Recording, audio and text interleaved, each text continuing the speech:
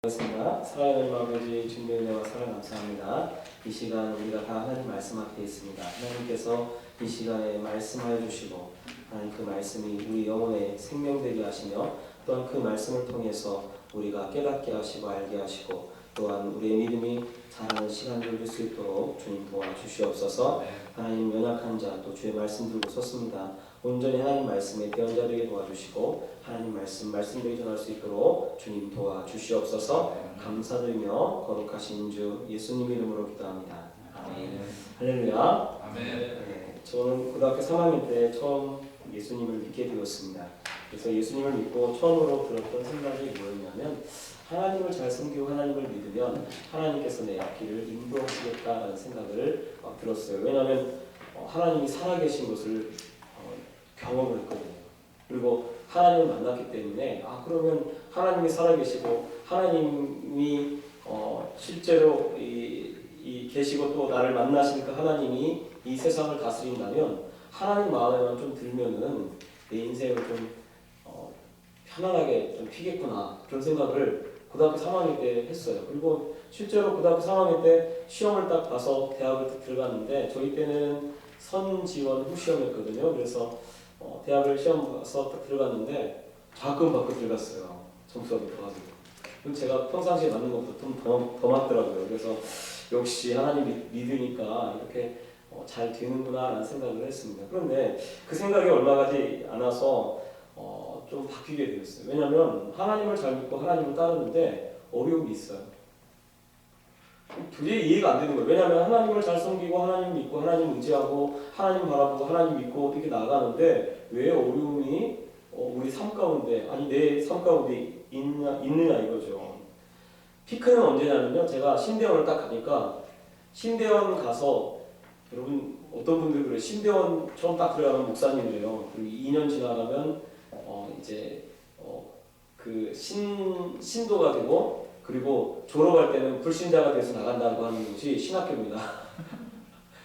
제가 신대원을 딱 들어갔는데 정말 신대원 생각하면서 어떻게 생각했냐면 야 신대원 들어가면 이제 하나님 완전히 날 이끌으시겠구나 라는 생각을 했어요. 그런데 신대원에 딱 들어갔는데 더 힘든 거예요. 아니 하나님 믿고 하나님 말씀 의지해서 하나님이 원하는 곳으로 그리고 하나님 가라고 해서 갔는데 더 힘든 거예요. 뭐 이건 힘든 게 아니라 집도 없어요. 그래가지고 교회 사무실에서 잠을 자고 그 생활을 2년을 했습니다. 여러분 이런 데도 아니에요. 이런 것도 여긴 굉장히 좋죠. 교회에 그 바닥이 딱딱하잖아요. 거기에 침낭 하나 들어가서 군대 생활처럼 침낭 하나 넣고 그 침낭 속에서 2년을 그렇게 살았어요. 그리고 신대원을 들어가면서 저한테 어떤 생각이 들냐면 여러분 목회 이 세계가요 더 여러분 우리 성도님들 생각하는 것보다 훨씬 더 이 사람의 손으로 움직여요. 그 말은 무슨 말이냐면 좋은 이 교회를 가려고 하면 실력 가지고 못 가요. 능력이 있어서 못 가요. 인맥이 좋아요. 인맥이 좋아요. 그런데 이게 더 심한 곳이 바로 이 교회입니다. 교회. 그래서 아무리 내가 뭐 잘하고 해도 면접을 잘 봤어요. 아니 면접 볼 기회도 안 주어져요. 저는요 사랑의 교회에 들어가려고 하면 면접을 하면서 막 엄청나게 써야 합니다. 그런데 그때 당시에 옥한 목사님 계실 때 근데 나랑 같이 있는 동기 목사님은 뭐 큰 교회로만 다니는 거예요. 알고 봤더니 아버님이 큰 교회 목사님이에요. 그래서 제가 마음속에 들기 시작한 게 어떤 거였냐면 하나님 앞에 사기당했다. 그 생각이 드는 거예요. 왜? 하나님 믿고 신대원을 갔는데 이 목회의 세계는 더 사람 냄새가 풀풀 나는 겁니다. 그리고 더 힘든 거예요. 더 어려운 겁니다.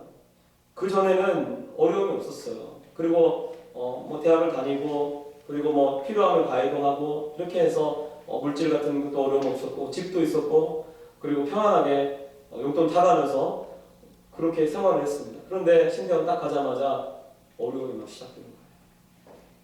하나님을 잘 섬기고 하나님을 믿고 하나님을 의지하고 하나님 따라가는데도 불구하고 어려움이 있습니다. 이상하게 곤란한 일들이 많이 있어요. 아니 나 하나님 그렇게 잘 섬기는데 왜 우리 가정에 힘든 일이 일어나는지 잘 이해가 되지 않아요. 그때.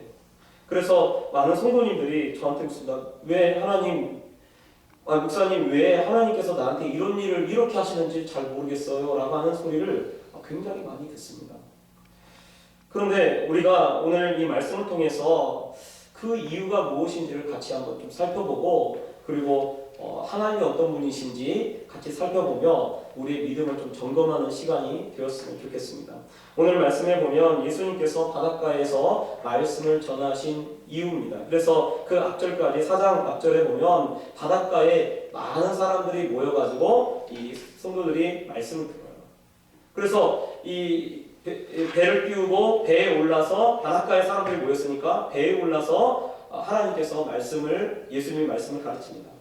그리고 나서 그 말씀을 가르치는 것이 저녁 때까지 되었어요. 저녁 무렵이 되어서 갑자기 예수님께서 뭐라고 말씀하시냐면 거기서 밥을 먹자고 한 것도 아니고 거기서 저편으로 건너가자라고 그렇게 말씀하십니다. 배 탄 채로.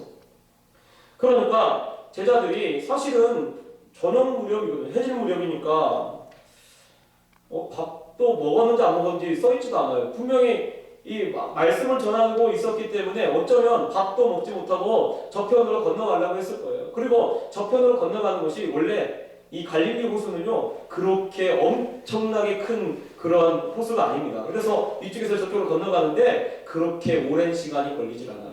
근데 오늘 말씀을 보면요 밤새도록 걸렸어요. 밤새도록. 그래서 건너가자 했을 때 아마 아무 생각 없이 제자들이 그래요 예수님이 건너가자고 했으니까 건너가자고 건너갔어요. 건너가는데 문제는 뭐냐면 큰 광풍이 일어나며 물결이 배에 부딪혀 들어와 배에 가득하게 되었더라 라고 37절에 말씀하고 있습니다. 예수님이 가자고 한 길인데 예수님이 가자고 해서 건너가고 있는데 뭐가 일어나냐면 큰 광풍이 일어나고 물결이 막 높이 올라오고 그래서 이 물이 배 안으로 막 들어오기 시작하는 거예요. 예수님이 가자고 했는데. 그래서 제자들이 이 말씀을 보면 재밌어요. 제자들이 뭐라고 얘기를 하냐면 38절에 우리 38절 우리 한번 같이 한번 읽어볼까요? 시작! 예수께서는 고물에서 베개를 베고 주무시더니 제자들이 깨우며 이르되 선생님이여 우리가 죽게 된 것을 돌보지 아니하시나이까 하니 라고 되어 있어요.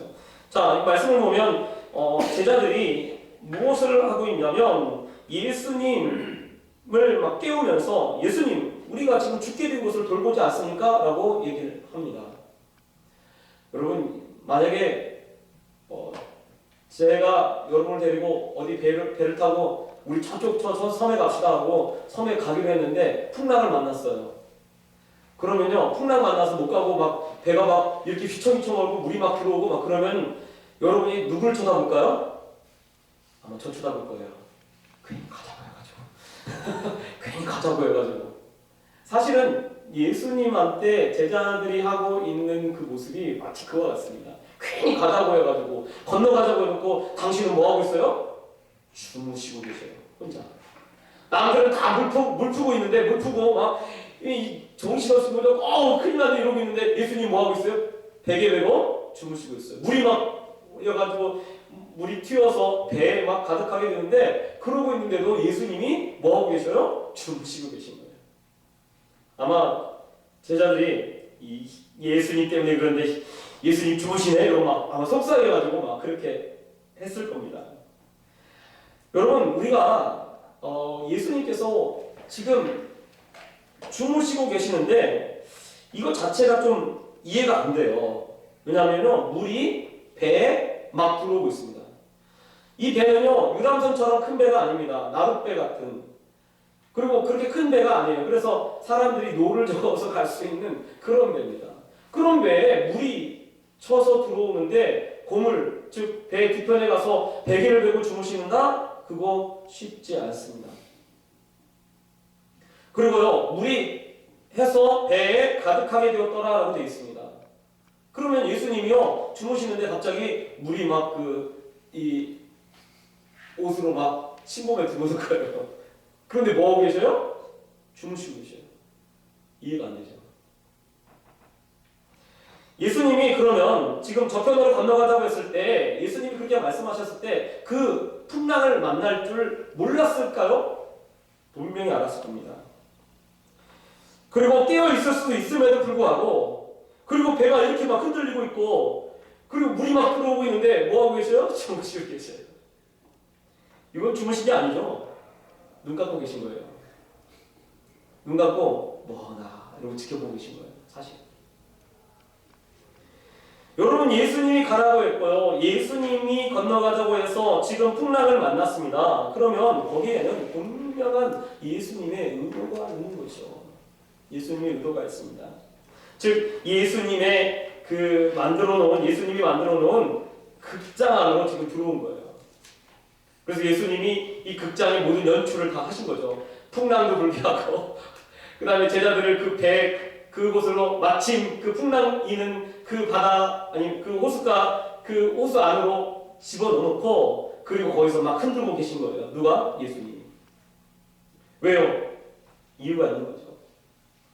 오늘 제자들은 풍랑을 만나자마자 예수님을 막 깨웁니다. 그런데 말투를 보면 예수님을 사실은 원망하고 있는 거죠. 여기서 특히 이렇게 잠을 잘 수가 있습니까? 라고 하면서 막 그 제자들이 예수님을 막 깨우고 있죠. 예수님이 일어나자마자 바람과 바다를 잠잠케 하시고 제자들에게 말합니다. 어찌하여 무서워하느냐? 너희가 어찌 믿음이 없느냐라고 말씀하시죠. 이것은 예수님이 왜 주무시는 척하고 계신 걸까요? 바로 제자들의 믿음을 보고 싶은 거였습니다. 제자들의 믿음을 보고 싶었어요. 여러분, 저희 딸이 중학교 1학년 이제 올라가는데 저희 딸이 중학교 1학년 올라가니까 학교에서 학교 입학하기 전에 뭘 보냐면 반배치고사를 보더라고요. 반배치고사. 그래서 이 아이가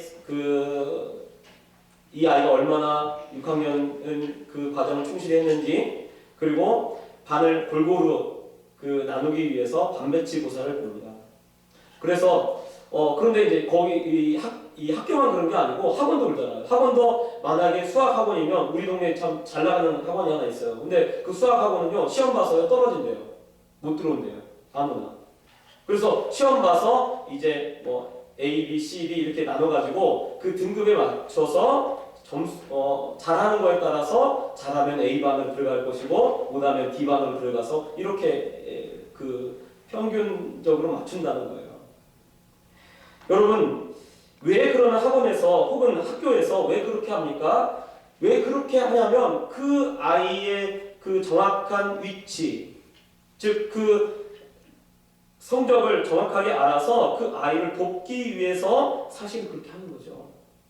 예수님이 지금 제자들의 믿음을 테스트를 하고 있습니다. 테스트를 하는데 제자들의 믿음을 테스트를 하는데 제자들의 믿음이 지금 어디에 있는지 어느 위치에 있는지를 드러내도록 하기 위해서 또 본인 스스로도 내가 어디 위치에 있는지를 알게 하기 위해서 예수님이 지금 제자들의 믿음을 풍랑으로 테스트하고 있는 거였어요.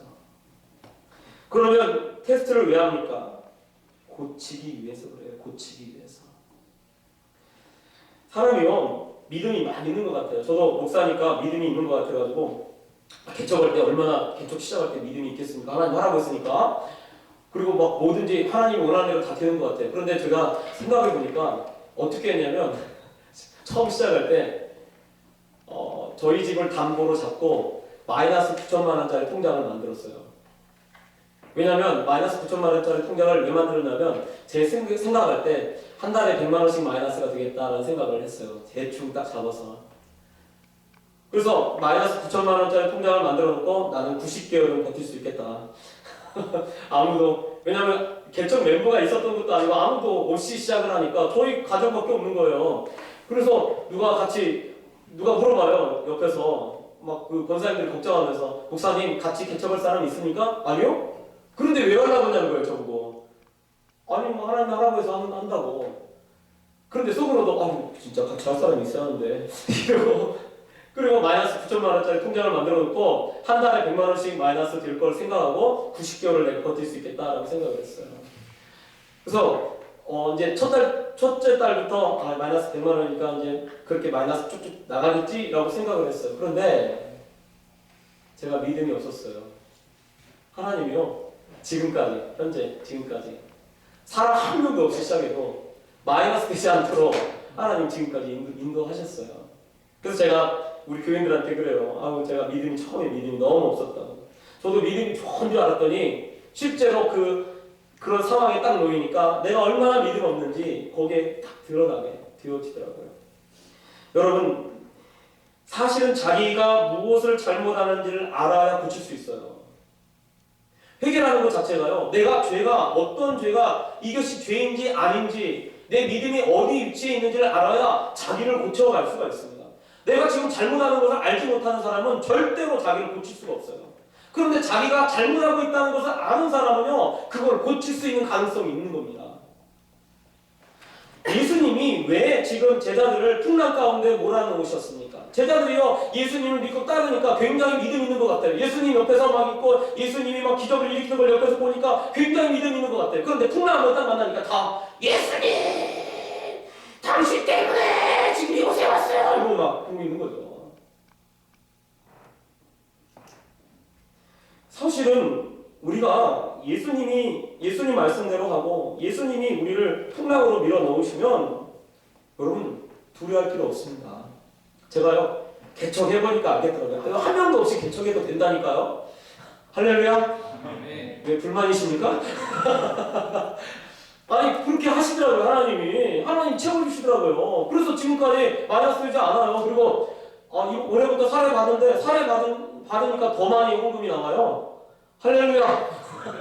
그래서 작년보다 사례를 받는데 더 이렇게 나오더라고요. 그래서 여지껏 프루덴셜 신유의 사례로 살았어요. 그런데 이제 교회에서 사례를 또 주기 시작해. 그런데도 오히려 이 헌금이 더 나오더라고요. 더 100만 원 정도가 더 나와요. 작년보다. 제가 사례를 50만 원 받는데. 여러분, 하나님을 믿고 나아가면요, 여러분 풍랑 만나도요 괜찮아요. 죽으면 주님하고 같이 죽는 거 아니겠어요? 아니 사실은 주님이 거기 안에 타고 있는데 어떻게 그게 배가 엎어지고 그럴 리가 있겠습니까? 여러분, 우리도 마찬가지예요. 우리 인생이요, 지금 예수님과 함께하고 있어요. 그러면요, 여러분 절대로 엎어지지 않습니다.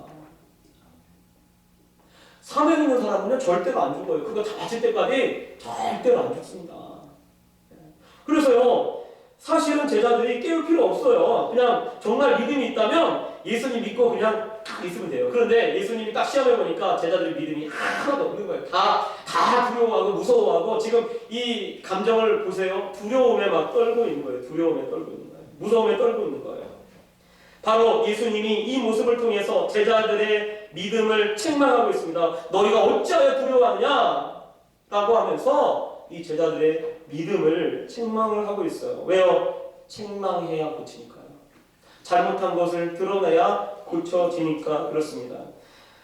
그래서 예수님이 이 풍랑을 잠잠케 하십니다. 또 말씀을 보면 제자들이 이 풍랑을 잠잠케 하시는 예수님의 모습을 보고 이 제자들의 모습이 어떻게 바뀌냐면 41절 우리 말씀을 같이 한번 읽겠습니다. 41절 시작. 그들이 심히 두려워하여 서로 말하되 그가 누구이기에 바람과 바다도 순종하는가 하였더라. 예, 말씀을 보면 여기 보면 심히 두려워하여 서로 말하되 그가 누구기에 바람과 바다도 순종하는가 하였더라. 원래 제자들은 예수님을 여기 말씀에도 보면 선생님이여 라고 부릅니다. 38절에 보면 선생님이여. 이거는 이 선생님이라고 하는 것은 그냥 유대인들이 랍비를 부를 때 하는 말이에요. 랍비. 그러니까 선지자도 아니고 하나님의 아들도 아니고, 지금 예수님을 따라다니는 제자들이 예수님을 어떤 사람으로 여기고 있냐면 그냥 선생으로 여기고 있는 거예요. 선생으로.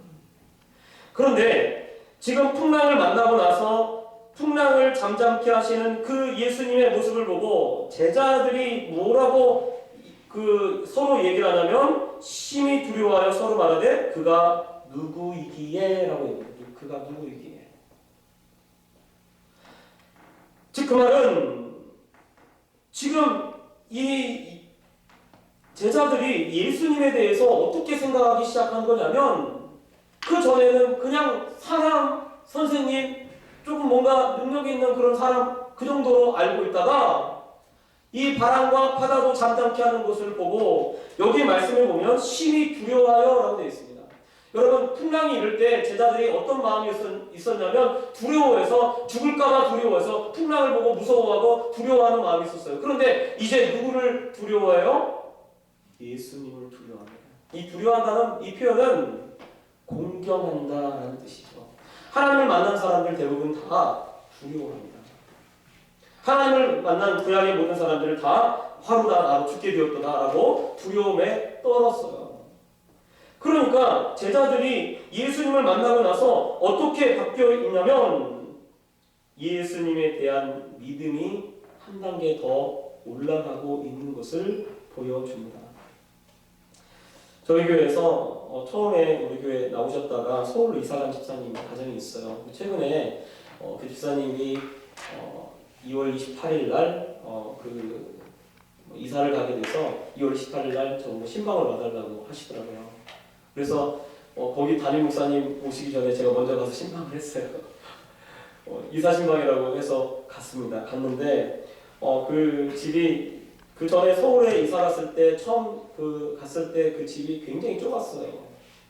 그리고 정말 좁고 힘들었는데 제가 가서 볼 때도 너무 답답하고 힘든 그렇게 상황이죠. 왜냐하면 수원에서 이사를 갔으니까 서울로 이사 갔으니까 당연히 이 좀 더 좁은 집으로 갈 수밖에 없죠. 수원에서 서울로 갔으니까.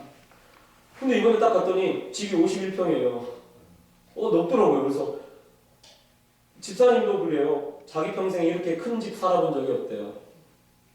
근데 그 집사님이 우리 교회에 오신 이유가 무엇이었냐면 둘째가 몸이 아팠어요. 둘째가 몸이 많이 아팠습니다.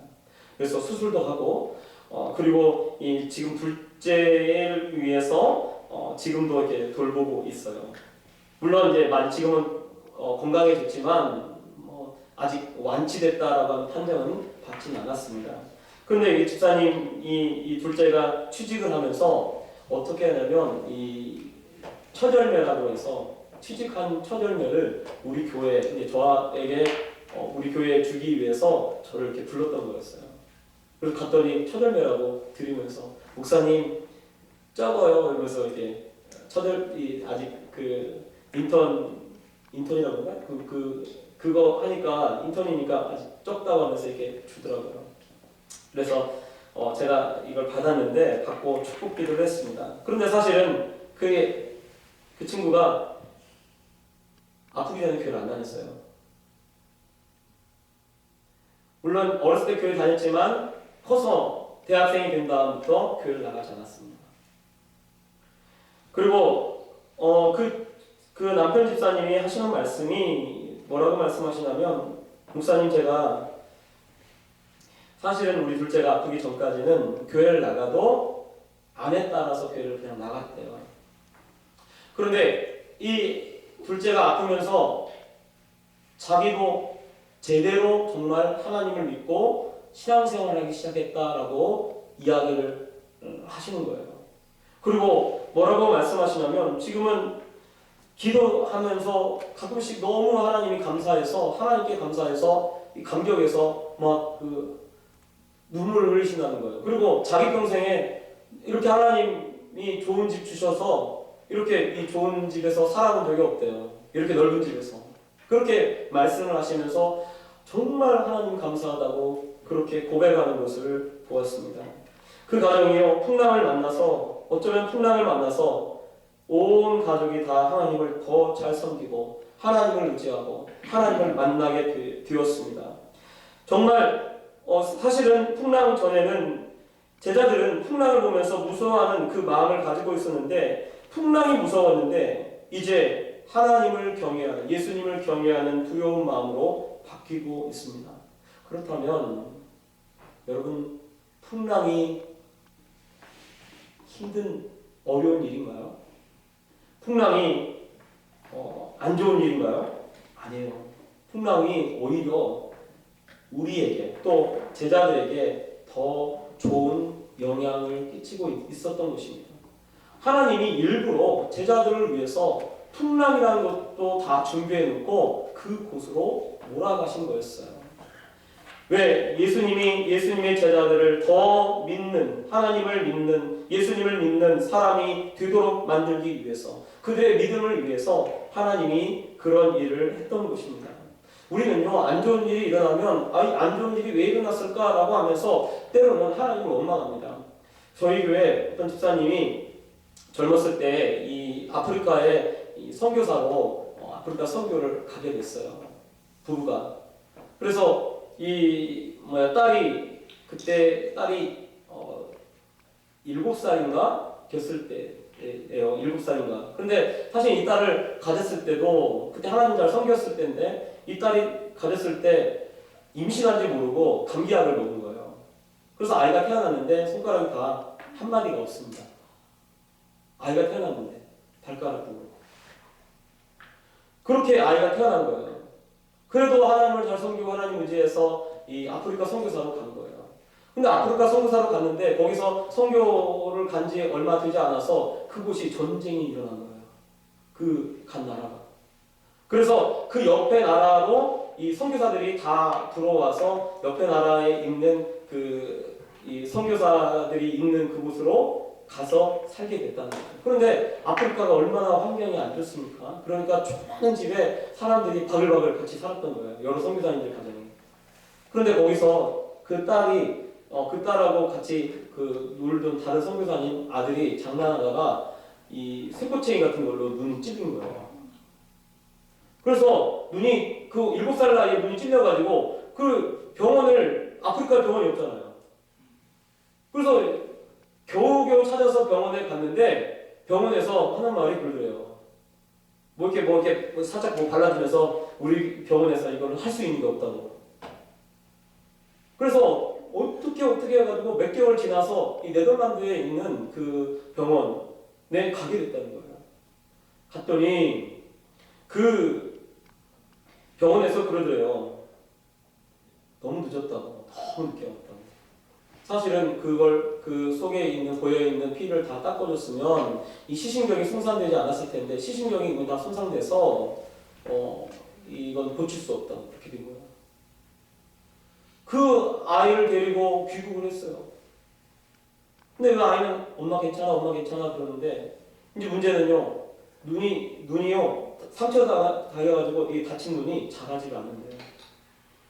그러니까 보통 사람들 크면서 이렇게 눈도 같이 자라나 봐요. 그래서 이게 같이 커서 이렇게 이 같은 모양을 만들어야 하는데 눈이 한쪽이 찌그러지는 거예요. 작으니까 애기 눈을 가지고 있으니까. 그리고 한쪽은 안 보이는 거예요. 그런 일을 했던 거죠.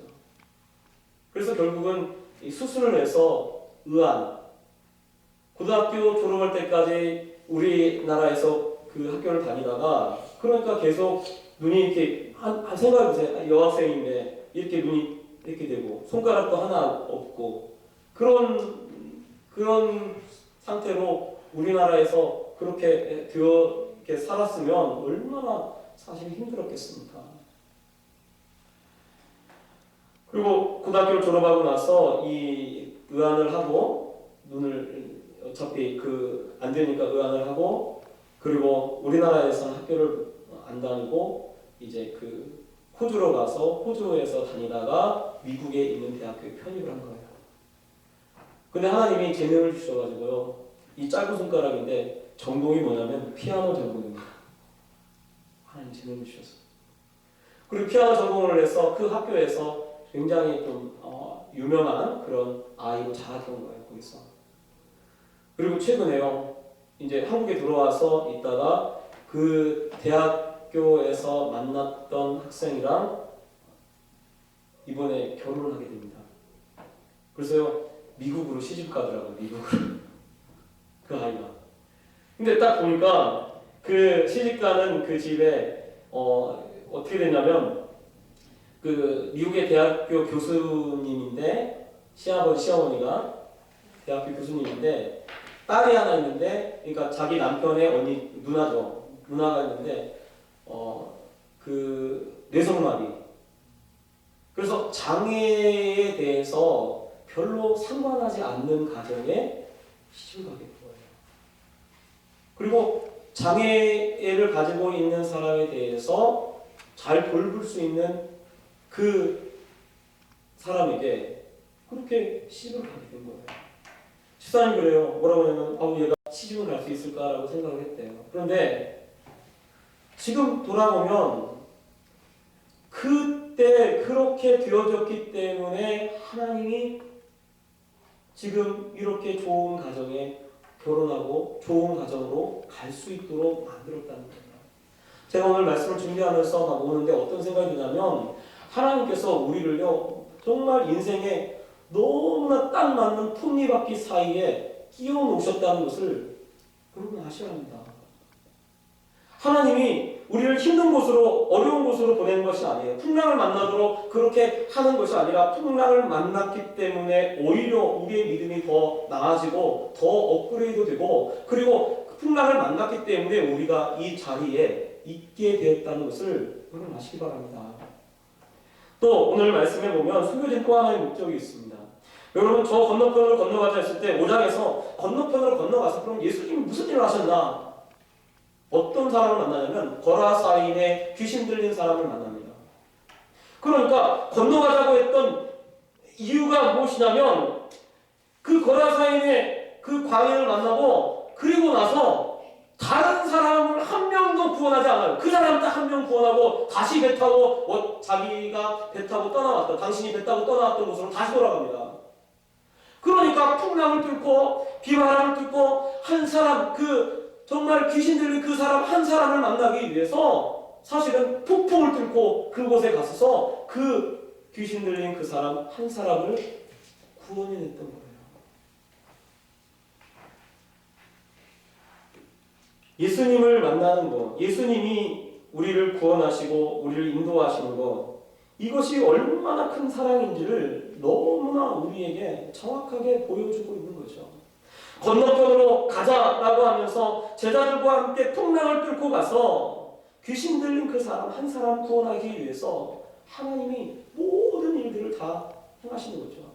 공생의 기간이 얼마나 짧습니까? 3년밖에 되지 않아요. 이 3년의 기간 동안에 얼마나 많은 그런 일들을 할 수 있습니까? 그런데 그 일을 다 제쳐놓고 이 한 사람을 구원하기 위해서 풍랑을 뚫고 밤새도록 모셔서 그 사람을 만나기 위해서 저 건너편으로 건너가고 계신 거예요. 여러분 우리도 하나님께서 그렇게 우리를 찾아오신 것을 여러분 아시기 바랍니다. 저희 딸이 이번에 우리 그 주일학교 아이들과 함께 같이 수련회를 가서 하나님을 만났습니다. 근데 하나님을 만나는 모습을 보니까 어떻게 해야 되냐면 우리 둘째 딸은 이렇게 막 울면서 막 기도하면서 하나님 만나더라고요. 근데 우리 큰 딸은 이러고 하나님 만나요. 그때 옆에 있는 우리 그 고등학교 3학년짜리 그 친구는 아버지 이러면서 예수님을 만나더라고요. 만나는 모습이 다 틀려요. 다 틀립니다. 목사 딸이라고 해서 하나님이 그냥 하나님 안 만나주고 그냥 구원하는 게 아니라 정말 목사 딸들도 하나님이 만나주셔서 그렇게 구원하는 모습을 우리가 보게 됩니다. 사실은 예수님이 우리를 어떻게 찾아오신 거냐, 마치 거라사인의 이 광인을 구원하시는 것처럼 정말 이 한 사람의 초점을 맞춰서 모든 것을 해가고 계신 거예요. 그렇게 우리를 사랑하셔서 우리를 불러주시고 우리를 구원하신 줄 여러분 아시기 바랍니다. 하나님을 만나기 전에는요 사람들이 대부분 다 다른 거에 빠져 있습니다. 그런데 정말 하나님을 만나고 나서 이제 세상을 바로 보게 되는 거죠. 마치 귀신 들린 사람이 정신이 온전치 못하고 정말 다른 말을 하고 다른 것을 보고 다른 생각을 하며 살던 그 사람이 예수님을 만나고 나서 바로 세상을 똑바로 보게 되어지는 거죠. 정신이 온전해져서. 마찬가지입니다. 우리도 예수님을 만나고 나서 그때서야 비로소 세상을 바로 볼 수 있어요. 저희 딸이 예수님을 만나고 나서 뭐라고 얘기냐면, 아빠, 전에는 귀신이 무서웠대요. 근데 예수님을 딱 만나고 났더니 무서운 게 없대요. 지금 무서운 게 없대요. 저쪽에서 웃어주시네. 무서운 게 없대요. 그리고 이 녀석이 귀신 하나님을 만나고 나서 저를 와서 이렇게 끼웠는데, 저는 사실은 쑥스러워가지고 막 이렇게 막 치우려고 하는데 꽉 끼워놨더라고요. 우리 딸이 이제 커가지고 중학교 1학년이니까 그래도 지금 한 56, 57 이 정도 돼요. 키가. 이렇게 끼워하니까 좀 이상하더라고요. 근데 울면서 막 끼워하더라고요. 그리고 나서 뭐라고 하냐면 아빠를 이해한대요. 아빠를. 내가 성공했다. 성공했다 그랬어요. 여러분, 하나님이 우리를 그렇게 만나러 오신 줄 여러분 아시기 바랍니다.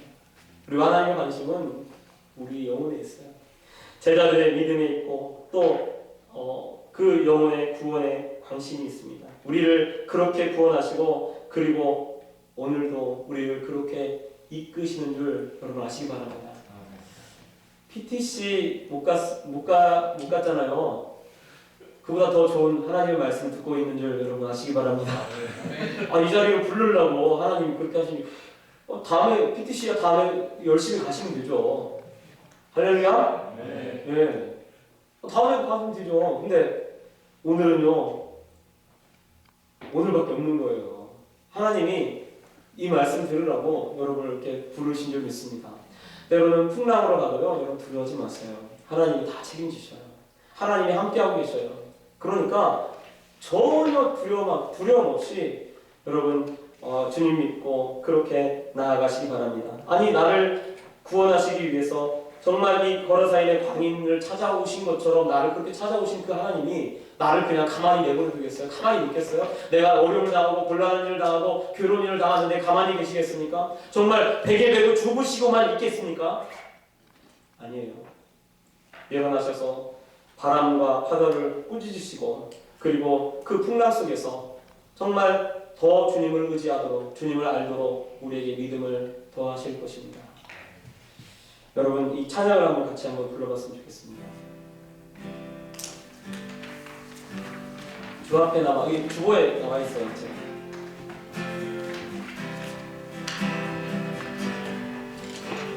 이 찬양 한번 불러보겠습니다.